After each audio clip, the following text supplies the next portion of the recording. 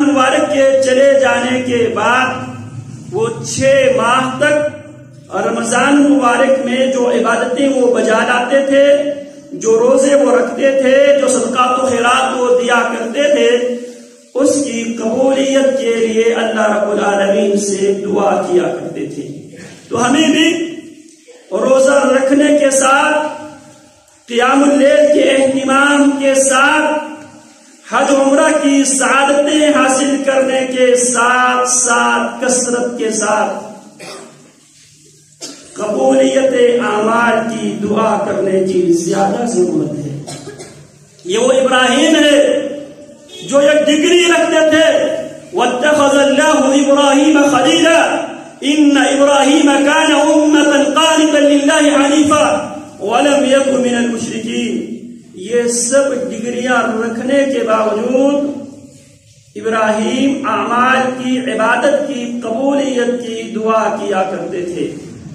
اور سیدنا ابراہیم علیہ السلام کی سیرت کا اللہ رب العالمین نے ان آیات بینات میں تذکرہ کیا ہے۔ آج من حیث القوم ہمیں ان دعاؤں کو کثرت کے ساتھ کرنے کی ضرورت ہے۔ ہمارے ملک میں ایک طرف بے روزگاری، مہنگائی عام ہے، دوسری طرف امن و امان کی صورتحال ہر گزرتے دن کے ساتھ بگڑتے جا رہے ہیں۔ کثرت کے ساتھ سیدنا ابراہیم کی سیرت پر عمل کرتے ہوئے یہ دعا بھی رمضان کی ان بابرکات گھڑیوں میں معیشت کے لیے بھی دعا، امن و امان کے لیے بھی دعا کرنے کی ضرورت ہے۔ سیدنا ابراہیم کیا دعا کرتے ہیں؟ رب اجعل هذا البلد آمنا۔ ہم بھی اپنے خالق و مالک سے انتہائی عاجزی کے ساتھ، انکساری کے ساتھ رمضان مبارک کی اس بابرکت گھڑیوں میں یہ دعا کرتے ہیں، رب اجعل هذا البلد آمنا۔ اللہ ہماری اس سرزمین کو، اللہ ہماری اس ریاست کو امن کا گہوارہ بنا دے۔ وارزق اہلہ من الثمرات، جو اس ملک کے باسی ہے، جو اس ریاست کے باسی ہے، وارزق اہلہ من الثمرات، اللہ خشک سالی ہے، اللہ بے روزگاری ہے، وارزق اہلہ من الثمرات، اللہ اس ملک کے باسیوں کو پھلوں میں سے رزق عطا فرما، اللہ ہماری معیشت کو بہتر بنا۔ صرف اپنے لیے نہیں، اپنی ریاست کے لیے، اپنی امت کے لیے، اپنی سلطنت کے لیے بھی دعا کرنا رمضان کی ان بابرکات گھڑیوں میں نہ بھولیے۔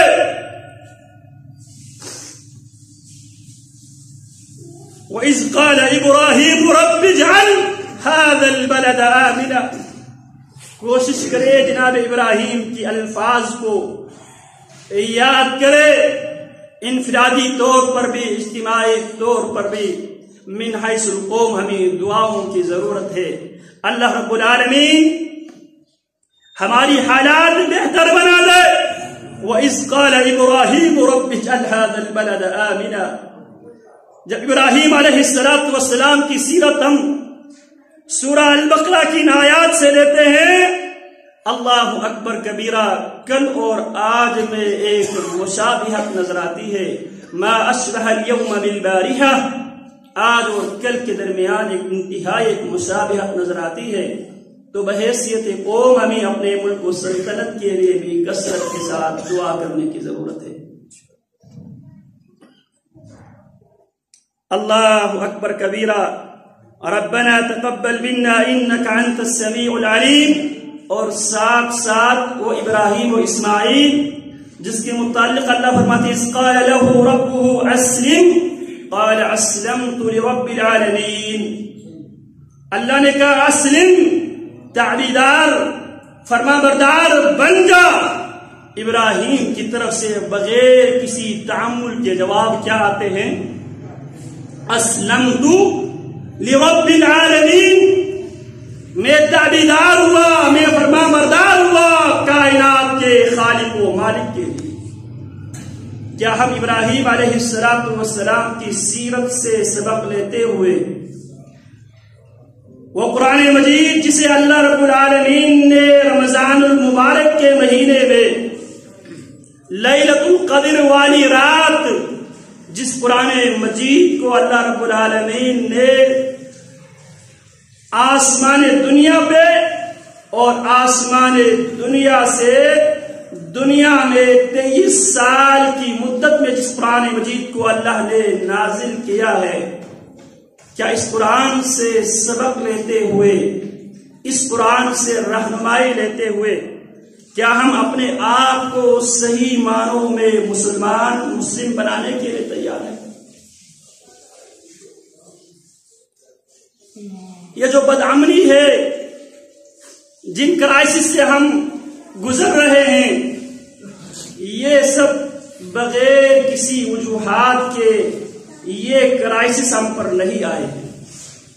وَمَا ظَلَمْنَاهُمْ وَلَكِنْ كَانُوا أَنفُسَهُمْ يَظْلِمُونَ، ہم نے بستی والوں پر ہم نے ظلم نہیں کیا، بستی والے اپنے اوپر خود ظلم کیا کرتے تھے۔ ظَهَرَ الْفَسَادُ فِي الْبَرِّ وَالْبَحْرِ بِمَا كَسَبَتْ أَيْدِي النَّاسِ، سمندروں اور خشکی پہ بگاڑ، خرابی، بدامنی لوگوں کی جرم کی وجہ سے، لوگوں کی گناہ اور لوگوں کی غفلتوں اور گناہوں کی وجہ سے یہ بگاڑی خرابی آئی ہے۔ تو لہذا رمضان کی بابرکت گھڑیوں کو غنیمت سمجھتے ہوئے ہمیں توبہ استغفار کرنے کی بھی ضرورت ہے، اور ہمیں یہ عزم کرنے کی ضرورت ہے جس طرح ابراہیم و اسماعیل یہ ساری ڈگریاں رکھنے کے باوجود اللہ سے ایک اور ڈیمانڈ اپنے لیے کرتے ہیں، ربنا وجعلنا مسلمین لک۔ جہاں فرقہ واریت ہے، جہاں علاقہ پرستی ہے، لسانی تعصب پائے جاتے ہیں، علاقائی تعصب پائے جاتے ہیں، فرقہ واریت ہے، اس فرقہ واریت کے ماحول میں کیا ہم اپنے آپ کو ایک سچے پکے مسلمان بنانے کے لیے سنجیدہ ہے؟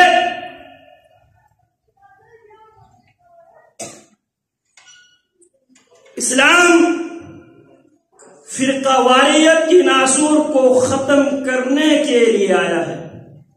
رسول اکرم صلی اللہ علیہ وسلم کی آمد و بعثت سے پہلے لوگ مختلف تقسیموں میں منقسم تھے، کہیں پہ زبان کی بنیاد پر، کہیں پہ رنگ و نسل کی بنیاد پر، کہیں پہ علاقائیت کی بنیاد پر لوگ منقسم تھے۔ اللہ کی توحید کی برکت سے پیارے پیغمبر علیہ السلام نے ان تمام وجوہات کو پیارے پیغمبر دفن کر کے دنیا سے چلے گئے، اور حجۃ الوداع کے موقع پر رہتی دنیا تک آنے والے انسانوں کو یہ اصول دے کر گئے، لا فضل لعربی علی عجمی، کسی عربی کو کسی عجمی پر کسی قسم کی کوئی برتری حاصل نہیں ہے، کسی کالے کو کسی گورے پر کسی قسم کی کوئی برتری حاصل نہیں ہے، الا بالتقوی، مگر اگر کسی کو برتری حاصل ہے، فضیلت حاصل ہے، وہ تقوی کی بنیاد پر ہے۔ اور تقوی کب نصیب ہوتا ہے؟ جب انسان صحیح معنوں میں مسلمان بنتا ہے۔ ابراہیم و اسماعیل دعا کرتے ہیں، ربنا وجعلنا مسلمین لک، اللہ اس فرقہ واریت کے ماحول میں تیرا بندہ ہونے کے ناطے، تیرے عبد ہونے کے ناطے تجھ سے درخواست کرتا ہوں، اللہ ہمیں مسلمان بنا دے۔ اور اسلام جسے محمد الرسول اللہ صلی اللہ علیہ وسلم اپنی زندگی میں مکمل کر کے گئے ہیں، آسمان نے ڈگری جاری کر دی ہے، الیوم اکملت لکم دینکم، الإسلام دينا. اگر ہم پیارے پیغمبر علیہ السلام کی وفات سے پہلے تک اسلام پر عمل پیرا ہو جائے، ہماری جو فرقہ واریت کا یہ ماحول یہ ختم ہو سکتا ہے. فرقہ واریت کہاں سے شروع ہوئی؟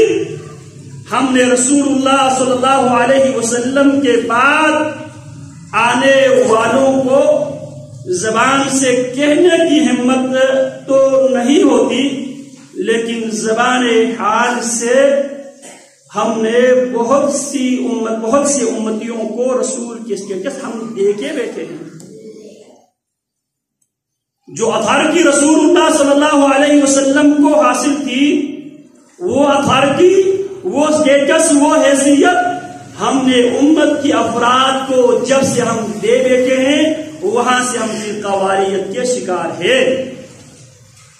تو لہذا رمضان مبارک کی اس بابرکت گھڑیوں میں یہ عزم بھی کر لو، ربنا واجعلنا مسلمین لک، اے ہمارے خالق و مالک، ہمیں آپ کے تابعدار مسلمان